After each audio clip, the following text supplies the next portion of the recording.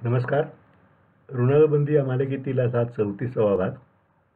ज्येष्ठ संकलक आणि दिग्दर्शक एन.एस. वैद्य यांच्याबद्दलच्या माझ्या आठवणी मी या भागामध्ये आपल्याबरोबर शेअर करणार आहे. एन.एस. वैद्य खूप जुने संकलक इंडस्ट्रीतले, म्हणजे जवळजवळ 1958 सालापासून 58-60 सालापासून इंडस्ट्रीमध्ये ते संकलक म्हणून काम करत होते. अर्थात माझी त्यांची ओळख इंडस्ट्रीशी संबंध तसा नसल्यामुळे नव्हती. पण जेव्हा मी पहिला चित्रपट केला कशासाठी प्रेमासाठी, तेव्हा माझे दिग्दर्शक पीतांबर काळे आणि त्यांचा आणि वैद्यसाहेबांचा खूप जुना परिचय होता. कारण ते पूर्वीपासून त्या काळात वैद्यांनी काही चित्रपट दिग्दर्शित केले, ते लेक चालली सासरल्यासारखे, आणि त्यालाही खूप यश मिळालं होतं. तेव्हा पीतांबरनी त्यांना असिस्ट केलेलं होतं दिग्दर्शनामध्ये. त्यामुळे संकलनाचं काम एन.एस. वैद्यांच्याकडे सोपायचं असं पीतांबरच्या सल्ल्यानेच मी ठरवलं, म्हणजे त्यांनी ठरवलं होतं.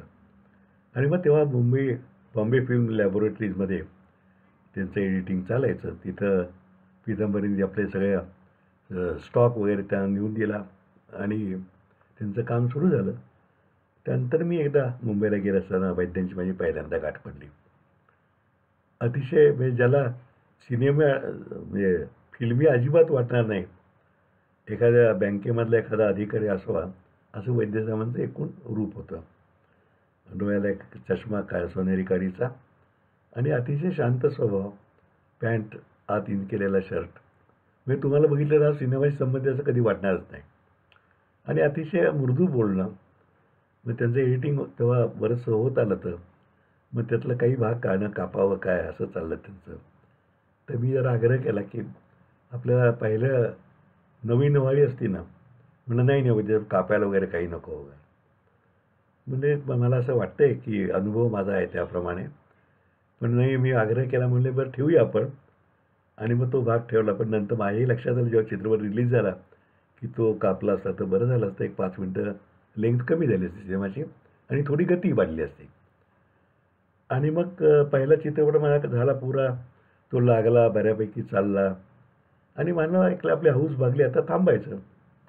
असं असताना अचानक वैद्यसाहेबांचा मला फोन आला. या मधल्या काळात अण्णासाहेब देऊळगावकर जे ज्येष्ठ लेखक होते, त्यांचाही माझा ओळख झाली, ती गप्पाही वगैरे झाल्या त्या. पण वैद्यसाहेबांचा फोन आला की गोडबोले साहेब, ते खरं माझ्याहून खूप ज्येष्ठ, पण त्यांनी ते गोडबोले साहेब म्हणायचे. म्हणलं अहो मला अरुण म्हणा, ते ऐकायचं नाही. आणि म्हणजे एक चांगली कथा आहे आणि त्याच्यावर तुम्ही चित्रपट करावं असं मला वाटतंय, कारण तुम्हाला ते समजायची कुवत आहे आणि तुम्ही चांगलं करा म्हणून. तर मी म्हणलं अहो वैद्यसाहेब, मी आता सिनेमा एक करायचा तर करून झाला, पण म्हटलं ऐकायला काय हरकत आहे. बरं म्हणलं काय हरकत नाही. म्हणलं आम्ही येतो भेटायला आणि कथा बघा पुन्हा तुम्ही ऐका. मग वैद्यसाहेब, त्यांच्याबरोबर अण्णासाहेब देऊळगावकर आणि नितीश भारद्वाज, जे पुढे महाभारतात श्रीकृष्णाचं काम केलं, तो असे तिघंजण साताला आले. हॉटेलमध्ये मुक्काम केला आणि तिथं आमची मग बैठक झाली. ती सगळी गोष्ट अरविंद खानोलकरांची गोष्ट होती, ऋण फिटता फिटेना म्हणून. आणि त्याच्यावर अण्णासाहेबांनी वन लाईन म्हणतो मी, पटकथेचा कच्चा ढाचा तयार केला होता. त्याच्या आधी अण्णासाहेब मला वाचून दाखवले, काही संवाद सुद्धा लिहिले होते. अण्णासाहेबांचं वाचन फार प्रभावी होतं. नितीश भारद्वाज हिंदीमध्ये काम करत होता, पण महाभारतनी जे तर एकदम प्रचंड प्रसिद्धी मिळेल तसं तो नाव नव्हतं. तोही व्हेटरनरी सर्जन झालेला, म्हणजे BVSC झालेला किंवा MVSC मला वाटते कदाचित. आणि मग ते सगळे आमची चर्चा झाली. पण मी म्हणलं वैद्य मी काय करणार नाही आहे असं होता. ते काय आपण म्हणतो ना की काय आपण बळी पडतो तसं म्हणलं, बरं करूया, चला करूया, चांगली गोष्ट आहे. गोष्ट खरोखरीच चांगली होती. म्हणजे चांगली किती होती की आजसुद्धा मी सांगितलं कोणाला की मी 5 चित्रपट आहेत. कुठले हो, जेव्हा नावं सांगतो तेव्हा नशिबात हां म्हणजे ते लॉटरीच्या तिकिटाची गोष्ट का असं लोक अजून विचारतात. आणि गोष्ट खानोलकरांची फारच सुंदर होती. आणि मग करायचं ठरलं. मग दिग्दर्शक एन.एस. वैद्य असं ठरलं. तर मी थोडंसं जरा हे करलं की पीतांबर काळेने माझा पहिला चित्रपट केला आहे, तेव्हा त्याला द्यायचं, न्यायबुद्धीनं त्याला द्यायला पाहिजे ही संधी. मग अण्णासाहेब म्हणले नाही, हा विषय मोठा आहे आणि वेगळ्या तऱ्हेचा हा चित्रपट होणार आहे वगैरे, ते मला सांगितलं. आणि मी मग त्या वैद्यसाहेब म्हणजे अनुभवी दिग्दर्शक जास्त पाहिजे असं फॅमिली सब्जेक्ट हाताळणारा. मग मी त्याला हो म्हणलो. पण माझ्या मनात ते आज सुद्धा अजून ती आहे खंत की आपण पितांबरच आहे. अर्थात वैद्यसाहेब त्यात काहीच बोलत नव्हते. त्यांचा स्वभावच असा होता की कुठल्याही तऱ्हेची कधी हाव, लालसा असं कधीही त्यांच्या मनामध्ये नसेल. मग ते ठरलं आमचं. पुढे काम सुरू झालं. नशिबांचं शूटिंग कोल्हापूरला करत होतो आम्ही. अर्थात मी जात नव्हतो, पण मग वैद्यसाहेबांच्याकडेच मी सगळी सूत्रं दिली. त्यांच्या मग एकदा असा माझा विश्वास बसला की अतिशय सज्जनग्रस्त वैद्यसाहेब. मग मी तिथं काय जो खर्च होईल, मुंबईत असेल खर्च. मी वैद्यसाहेबांना मग बँक अकाउंट उघडायला लागलो. तेव्हा गुलमोहरराव लॉजच्या समोरच आमच्या युनायटेड वेस्टर्न बँकेची एक ब्रँच होती, प्रभादेवी ब्रँच. म्हणजे तिथं तुम्ही खातं उघडा, म्हणजे इकडनं मी रकमा ट्रान्सफर करीन आणि चेकबुक घ्या, तुम्ही हे करा. आणि मग वैद्यसाहेब खर्च करायचे, मी इकडनं पैसे लागतील ते पाठवायचो. नाही, हिशोब करून पाठवायचो मी. तसं काही दिलं पण वैद्यसाहेबांबद्दल शंकेला अगदी अर्धा पैसाहीसुद्धा कधी जागा नसायची. आणि मग नशिबांचं शूटिंग कोल्हापूर असताना मी जायचो आमच्या बीटीबाईच्या. आणि मग वैद्यसाहेबांचाही स्वभाव म्हणजे आमचे सगळे आर्टिस्टची वैद्यसाहेबांना श्रद्धा फार. आणि त्यांच्या स्वभावाची चेष्टाही करायचे कधी कधी. वैद्यसाहेब इतके मृदू बोलायचे. एखाद्या वेळेला थोडा आवाज वाढला की उषा नाडकर्णी बोलायला फार पक्क्या आहेत. आणि त्या सूर्यकांत लवंदे आमच्या कॅमेरामॅन, सूर्यकांत डायरेक्टर चिडले बरं का रे, असं झालं की वैद्यसाहेब सगळे हसायला लागायचे. आणि नशिबानला उत्तम चित्रपट झाला आणि त्याला अवॉर्ड्स मिळाली. खूप चालला, आर्थिक असं नाही पण अवॉर्ड्स मिळाली. पुढं तो वैद्यसाहेबांनी दिग्दर्शनाचं दुसऱ्या क्रमांकाचं बक्षीस मिळालं, मलाही मिळालं. सुधीर मोघेंना गीताचं मिळालं. सुबलसारखा नृत्यदर्शकांना मिळालं. आणि सगळीकडे चर्चा झाली नशिबांची. आजसुद्धा म्हणजे आता किती 89 म्हणजे 30 वर्ष झाली. आजसुद्धा लोकांचं नाव काढतात. आणि अजूनसुद्धा तो चॅनेलवर लागला की लोक आवर्जून कळवतात मला सुद्धा, तुमचा नशिबान लागला आहे म्हणून. आणि वैद्यसाहेबांचा फक्त ते मला एक म्हणले की अहो, तुमच्यामुळं मी आयुष्यात आत्तापर्यंत एवढे चेक काढले नव्हते, तेवढे ह्याच्यामुळं काढले. आणि मग नशिबाने झाल्यानंतर परत थांबायचं ठरलं. मग वैद्यसाहेबांना एकदा मी म्हटलं, तुम्ही या सातारला सज्जनगडला वगैरे जाऊ आपण. किंवा कोल्हापूरला त्यांचं काम इतर शूटिंग असायचं तेव्हा वैद्यसाहेब यायचे. माझे वडील फार कर्मठ होते. म्हणजे कर्मठ म्हणजे टिपिकल मध्यमवर्गीय आणि अतिशय शिस्तशीर. हे सिनेमा बिना त्या आवडायचं नाही. म्हणजे माझा सिनेमा त्यांनी कुठलाही पाहिलासुद्धा नाही, मुहूर्तालाही कधी आले नाहीत. आणि त्यांनी पाहिलं म्हणून आईनेही काही पाहिला नाही. आईने पुढे टी व्हीवरती कदाचित पाहिला असला तर मला माहीत नाही. पण वैद्यसाहेब आले की ते म्हणे, अरुण, हा माणूस सिनेमातला वाटत नाही बरं का, हा सज्जन माणूस आहे. अर्थात आमची हळूच सिनेमाची चर्चा चालायची, हा भाग वेगळा. म्हणजे आमचे वडील भाऊ का किती साधे होते.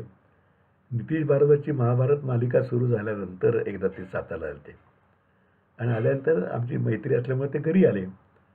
भाऊकांना मी त्यांची ओळख करून दिली. भाऊकाही महाभारत ही मालिका पाहायचे. ते म्हणले, श्रीकृष्णाचं काम करणारे आपल्याकडे येणार आहेत. म्हणलं, बरं बरं बरं म्हणलं. मग ओळख करून दे. हो म्हणले, तुम्ही फार छान काम करता, श्रीकृष्ण वाटतं अगदी. पण तुमचा म्हणजे पण पोटापाण्याचा व्यवसाय काय आहे? मी म्हटलं, म्हणजे त्यांना कल्पना नाही की आर्टिस्टमध्ये असे पैसे मिळत असतील. म्हणलं, हो, त्यांना पोटापाण्याचा पैसा चिंता नाही, हाच त्यांचा व्यवसाय आहे पोटापाण्याचा. त्यामुळे भाऊकांना सुद्धा वैद्यसाहेबांचं एकदम ॲप्रिसिएशन असायचं. मग आम्ही नंतरही धुमाकूळ आणि बंडलबाज 2 चित्रपट केले, वैद्यसाहेबांनीच केले. राम रहीम केला. राम रहीमच्या वेळेला तर मी सगळं डायरेक्शन काय ते डोक्यात लिहून कागदावर लिहून ठेवलं होतं. पण प्रत्यक्ष एक्झिक्युशनचं काम वैद्यसाहेबांनी केलं. कारण इन्कम टॅक्समुळे काय प्रत्येक वेळा जाऊ शकत नव्हतो. मग सगळं झाल्यानंतर मी टायटलच्या वेळेला वैद्यसाहेब म्हणलं की वैद्यसाहेब, दिग्दर्शक म्हणून माझं नाव मी देऊ का? म्हणजे काय, आपण जाहीर केलं आहे दिग्दर्शकावरून गोळे. हो म्हणलं, पण खरं सगळं मेजॉरिटी काम तुम्ही केलं आहे. नाही नाही म्हणले, मी केलं असलं पण तुम्ही पेपरवर करून ठेवलं तर त्याप्रमाणे मी केलं आहे. आणि माझ्या नावावर खूप चित्रपट आहेत, मला त्याचं काही हौस नाही आहे, तर तुम्ही करा, तुमच्या नावानं असून देते. फक्त हे सगळं वैद्यसाहेबांचं ऋण माझ्या मनामध्ये कायम राहिलेलं आहे. त्यांच्या घरी गणपती असायचा. त्या गणपतीला उत्सवामध्ये गणपती बसला की CKP लोकांच्यात गणपतीची हौस फार.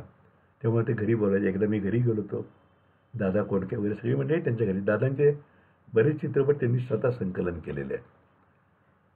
पुढं ते मग वयोमान त्यांचा मुलगा अमेरिकेला शिकायला गेला, मुलीचं लग्न झालं आणि ते मग नंतर पुण्याला आले. पुण्याला त्यांनी फ्लॅट विकत घेतला आणि आमच्या गाठीभेटी मात्र होत राहिल्या. विद्यासागर सातारला बरेच वेळा आलेत. म्हणजे सहज म्हणून या असं म्हटलं तरी स्वामी ते जवळजवळ आमच्या घरच्यासारखे झाल्यासारखे होते. आणि मग या मधल्या काळामध्ये वैद्याच्यात माझ्यासुद्धा काही लोकांनी फूट पाडायचा प्रयत्न केला. म्हणजे धुमाकूळ चांगला चालल्यानंतर अनेकांनी मला सांगितलं होतं की आता पुढचा बंडलबाज तुम्ही दुसऱ्याला द्या. वैद्यसाहेबांचा पिंड ते करण्याचं नाही आहे. फॅमिली पिक्चरवाले ते कॉमेडी ते काय करताय. पण वैद्यसाहेबांचा पिंड हा कुशल संकलकाचा होता आणि कुशल दिग्दर्शकाचा सुद्धा होता. ते माझे कॉमेडी दोन्ही पिक्चर्स उत्तम केलेले होते आणि त्यामुळंच त्या चित्रपटांना यश मिळालं अशी माझी धारणा आहे. विशेषतः नवीन कलाकार असले तरी त्यांनासुद्धा घेऊन बरोबर काम करून घ्यायची आतुरता त्यांच्याकडे होती. नशिबाला एकच सीन तुम्हाला सांगतो. त्यामध्ये भुवन जोशी लॉटरी तिकीट चोरून देतो वगैरे असं आहे आणि ते लक्षात आल्यानंतर तो झोपलेला आहे आणि जे तिकीट ज्या मोलकरणीचं आहे ती येते आणि बघती. घरात सगळं वातावरण तंग आहे कारण बायकोलाही कळलं यांनी चोरी केली आहे तिकीटाची आणि बक्षीस आपण टाकलेलं आहे. आणि त्या बायाबाई म्हणून ज्या आहेत, औषध नारकांनी काम अप्रतिम केलं तर त्या येऊन झोपलेल्या मोहन जोशी आहेत त्यांच्या अंगावर नुसतं पांघरून घालतात. म्हणजे त्यातनं इंडिकेट असतं की त्या मोहन जोशींनी केलेल्या ह्या पापावर पांघरून घातलेलं आहे. हे वैद्यांचं डायरेक्शन आहे. उषा नारकर्णीचं हे गंमत सांगण्यासारखी आहे. पहिलं गाणं जेव्हा ध्वनिमुद्रण होतं शिवांचं तेव्हा सगळे आर्टिस्टही येतात शक्य असलं तर. त्यामुळे उषा नारकर्णी आल्या त्या. आता वैद्यसाहेब म्हणजे ह्या उषा नारकर्णी आपल्या मोलकर्णीचं काम करतात. मी बघून चाटच पडलो कारण त्या पंजाबी ड्रेस असं आलं बोलणं एकदम फाड उषाचं. मी म्हणलं नंतर रेकॉर्डिंग सुरू झालं इकडे आम्ही बाहेर आलो. वैद्यसाहेब वैद्यसाहेब हे मोलकरीण वाटणार का बाई. म्हणजे अरुणराव तुम्हाला गुरुसाहेब कल्पना नाही अप्रतिम काम करेल. उषाच्या अभिनयाबद्दल प्रश्नच नाही आहे. आणि खरोखरीच उषा नारकर्णींना त्या भूमिकेबद्दल अवॉर्ड मिळालं त्या वर्षी. आमच्याबरोबर त्यांनाही अवॉर्ड मिळालं होतं उत्कृष्ट सहाय्यक अभिनेत्री म्हणून. ही वैद्यसाहेबांची पारख अचूक होती. पण पुढं इंडस्ट्रीतनं म्हणजे वयोमान परतवेळी झालं आणि इंडस्ट्रीत दगदगानं वैद्यसाहेब राहायचे मालाडला. त्यावेळेला सगळी इंडस्ट्री होती दादरला, दादर किंवा वर्डी या भागामध्ये. रोज सकाळी उठून मालाडहून यायचे वैद्यसाहेब. काम करून रात्री परत मालाडला जायचे. कित्येकदा आम्ही थांबलो नाही. रात्री जेवण बिवण होईपर्यंत 10-11 वाजायचे तरी ते मालाडला जायचे. सकाळी बरोबर 8ला हजर व्हायचे दादर. आणि वैद्यसाहेबांची खासियत होती की त्यांच्या आता ती फोल्डिंग छत्री असायची. म्हणजे लक्षा बेर्डे काय म्हणायचा, अरे आधी छत्री येते मग नंतर मागोमाग वैद्यसाहेब येतात.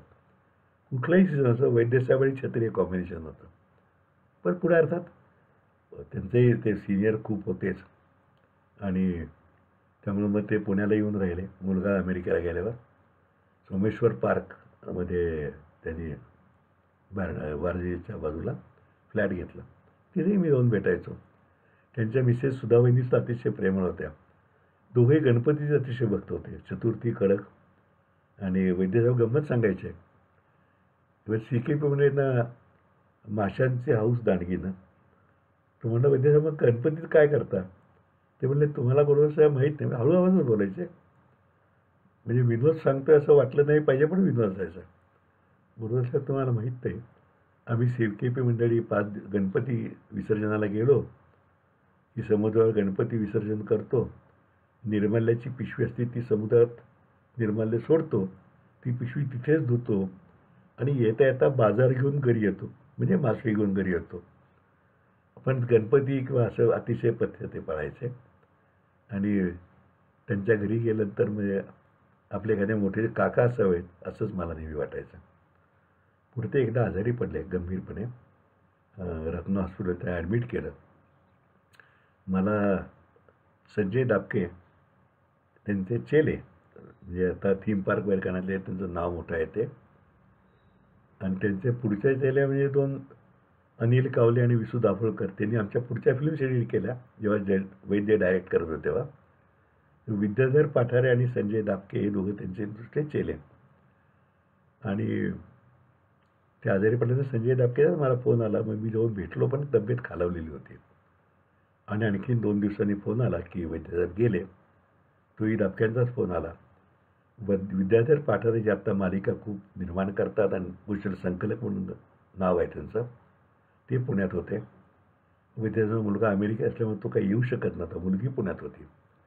ह्या दोन्ही शिष्योत्तमांनीच त्यांचे संस्कार पार पाडले आणि आपल्या शिष्याचं कर्तव्य निभावलं. नंतर मी वहिनीलाही भेटून आलो जाऊन पुण्याला.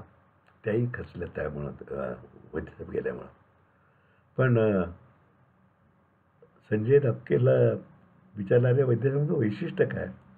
तो दापके म्हणला, तुम्हाला एक सांगू का अरुणराव, वैद्यसाहेबांनी जी फिल्म एडिट केली असेल त्यात जर आपण ठरवलं की आपल्याला कमीत कमी 25 फूट कापायचे आहेत, तर कापायला कुठेही शिल्लक तुम्हाला मिळणार नाहीत, इतकी काटेकोर कापलेली असायची.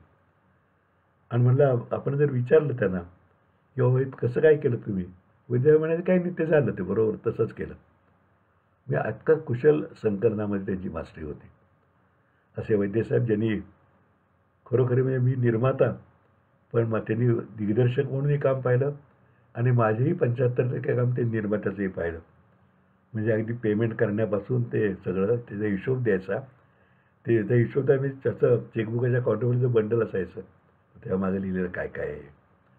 तेव्हा अशा ज्येष्ठ वैद्यसाहेबांना त्यांना पुढे सरकारने जीवनगौरव जी मराठीने जीवनगौरव पुरस्कार दिला.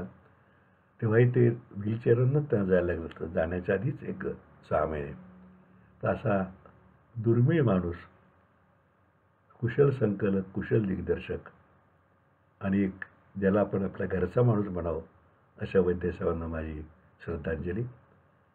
पुढच्या भागामध्ये मी आपल्या आदरणीय काही यशवंतरावजी चव्हाण, त्यांचा माझा स्नेह असं म्हणता येणार नाही, पण माझ्या वडिलांचे स्नेही होते ते, आणि त्यामुळे त्यांच्या सहवासाचे काही क्षण मला लावले. माणसाचं मोठेपण जाणवण्याला तेवढंही पुरेसं असतं. ते त्यांच्या त्या आठवणी मी आपल्याला सांगणार आहे. तोपर्यंत नमस्कार.